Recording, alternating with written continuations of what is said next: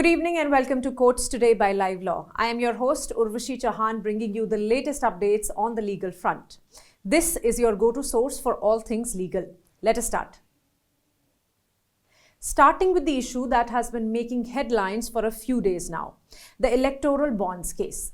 Today, the Supreme Court bench comprising CJI Chandrachud, Justices Sanjeev Khanna, B.R. Gawai, J.B. Pardiwala and Manoj Mishra assembled to decide whether SBI should be directed to disclose the unique numbers of the electoral bonds.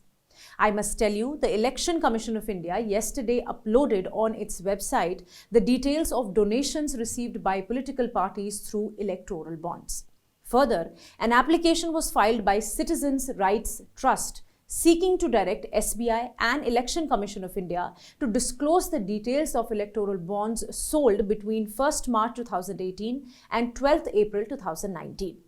1st March 2018 is the date of issuance of electoral bonds and 12th April 2019 is the date of interim order of the Supreme Court, where it had directed all parties to furnish details of donations received by way of electoral bonds to the Election Commission in sealed covers.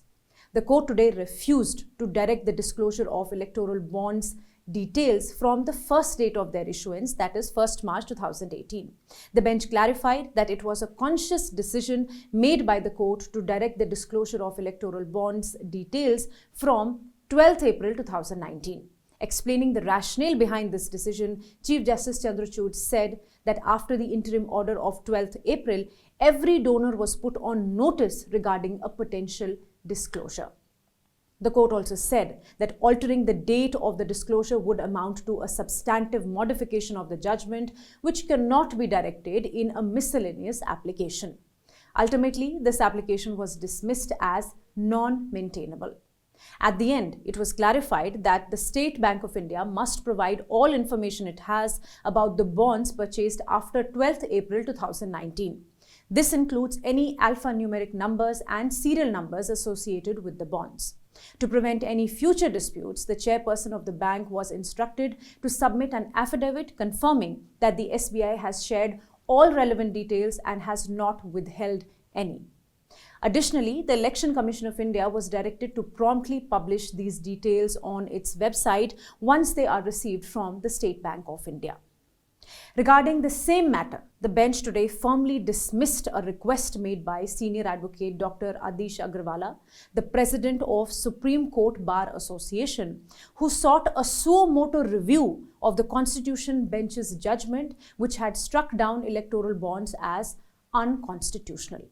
The Chief Justice D.Y. Chandrachud expressed clear disapproval, labeling Agrawala's letter as publicity-oriented and categorically stated that the request would not be entertained.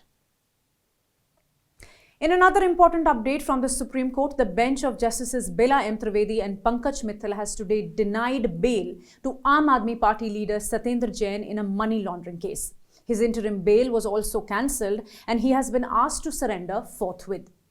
You are aware that Jain was arrested by the Enforcement Directorate in May 2022 on charges of money laundering under the Prevention of Money Laundering Act.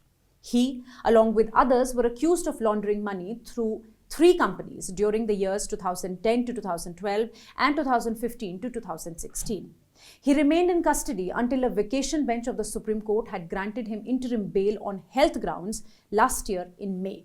He has approached the top court now through an SLP which challenged the order of Delhi High Court denying him bail.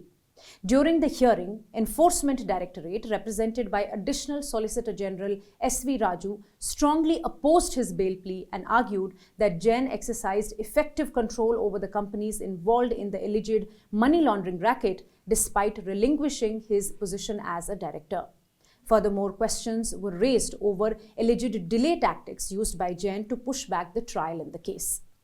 On the other hand, Senior Advocate Abhishek Manu Singhvi vehemently refuted these allegations on behalf of Jain. Singhvi argued that ED's case was built on shaky grounds and that no predicate offence could be established against Jain. After 4 days of hearing, the judgment in the case was reserved in January and today the verdict was delivered, where bail was denied. Jain's counsel submitted that he was currently undergoing physiotherapy and sought permission to delay the surrender, But the court declined and said that Jain has to surrender forthwith. The court also dismissed the bail application of co-accused Ankush Jain. There has been notable political unrest in the state of Himachal Pradesh lately. This is precipitated by the actions of 6 MLAs of the ruling Congress government. These MLAs, in a display of dissent, had voted against the Congress Rajya Sabha MP during the recent election. Their actions of cross-voting during the Rajya Sabha election and subsequent abstention from the budget vote in February sparkled a constitutional crisis within the state. The rebellion of these MLAs against their own party's government, led by Chief Minister Sukhwinder Singh Sukhu, and endorsement of the BJP candidate, resulted in the loss of lone Rajya Sabha seat for Congress despite their majority in the assembly. The Himachal Pradesh Assembly Speaker had disqualified them for defying the party whip issued during the budget session. The rebel MLAs approached the apex court seeking relief against the disqualification. They contend that their actions were a matter of conscience and not a violation of the whip. They assert that they had genuine reasons for abstaining from voting during the session. Also, let me tell you, by-polls for the 6 vacant constituency seats have been announced in the state and are to be held on 1st June. A bench of Justices Sanjeev Khanna and Dipankar Datta today heard the writ petition. Notice has been issued and the court has agreed to examine the question of whether the recently announced fresh by-polls should be suspended or not. The matter will now be taken up in the week commencing 6th May. Stay tuned.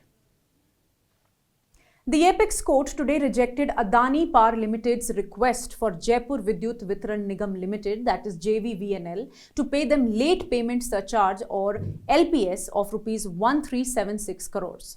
This decision came after changes were made to a 2020 judgment.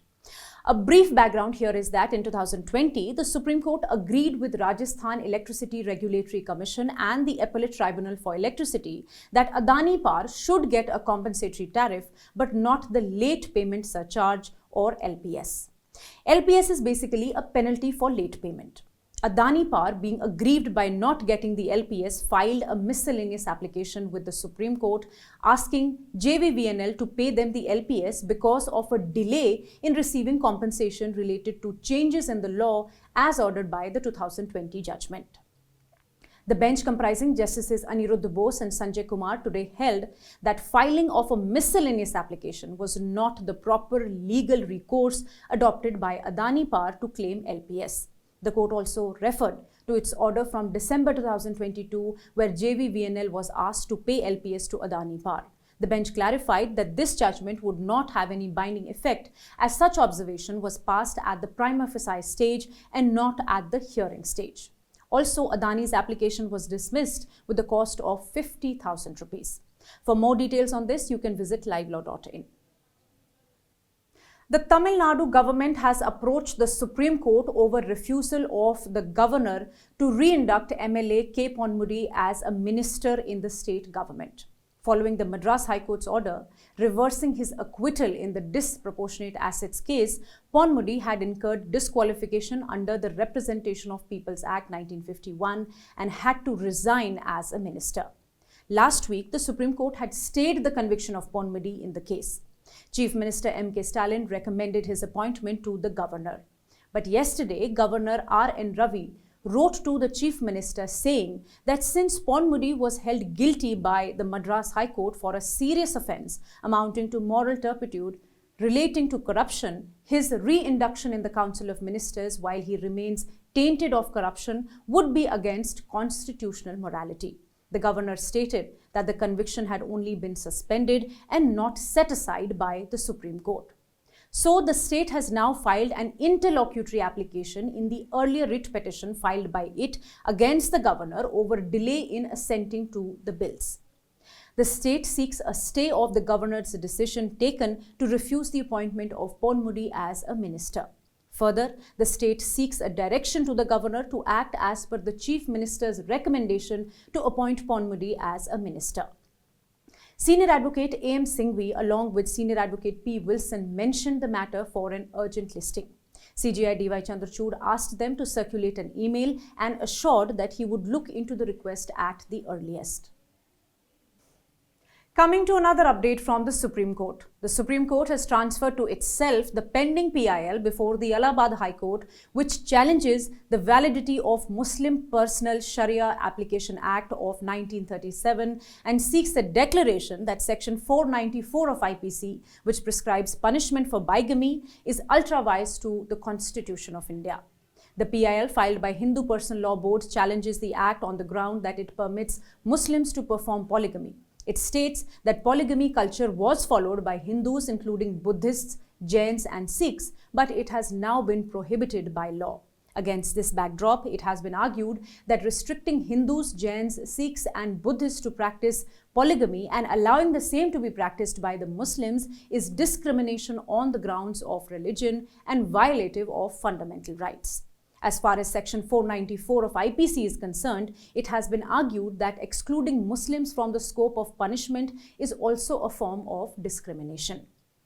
Thus, it should either be applied to all citizens belonging to any religion or should apply to none. Last year in March, the Allahabad High Court had issued a notice in the petition. The union, however, sought transfer of this petition to the Supreme Court because identical issues such as a batch of petitions challenging constitutional validity of polygamy and nikah halala, which is allowed by Muslim personal law, is pending before the Constitution bench of the Supreme Court. Today, when the matter came up before the bench of Justices Suryakant and K.V. Vishwanathan, it was pointed out that even though the notice was issued, the Hindu Personal Law Board did not enter an appearance. Thus, observing that the issues raised are broadly under consideration before the Constitution bench, the court transferred the instant petition and tagged the matter along with it. The Supreme Court has refused to interfere in a petition filed by British arms consultant Christian James Michael in a plea to seek bail. The court observed that the doctrine of speciality as raised by the accused in the Augusta-Westland chopper scam had been sufficiently dealt with in the previous order of the court, declining his bail application under Section 436A of the CRPC. Let me tell you, Michael was arrested in 2018 December after being extradited from Dubai. He is termed as middleman for the alleged illegal transactions that took place in the VVIP chopper scam.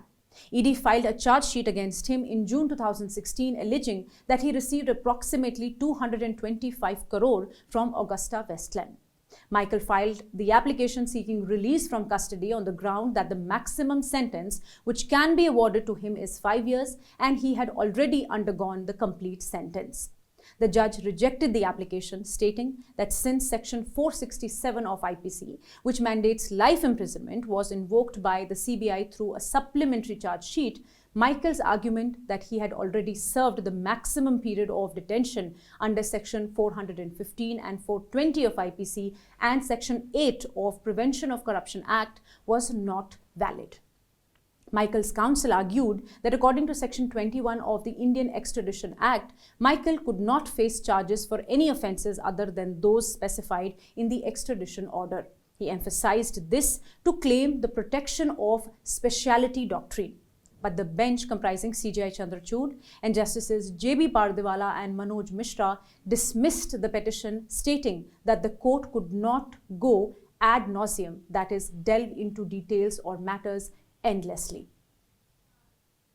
And now coming to the case of election of Congress MLA Mohammad Mokim from Barabati constituency in Cuttack.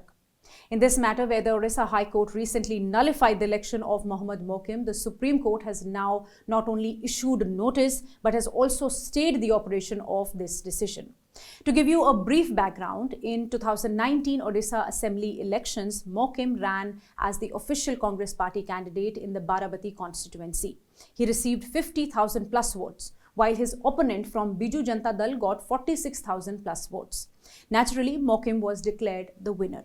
However, the opponent contested the election results, citing two main reasons. Number one, that Mokim's nomination papers were not filed properly, and second, that he did not disclose important information about 13 criminal cases against him and his spouse. The Odisha High Court had identified 36 issues to decide in the election trial. It found that Mokim did not fully disclose the criminal cases against him and that these defects affected the election outcome. Therefore, his victory was invalidated. Now he has approached the Supreme Court assailing this decision. The bench of Justices Surya Kant and K.V. Vishwanathan heard the matter today.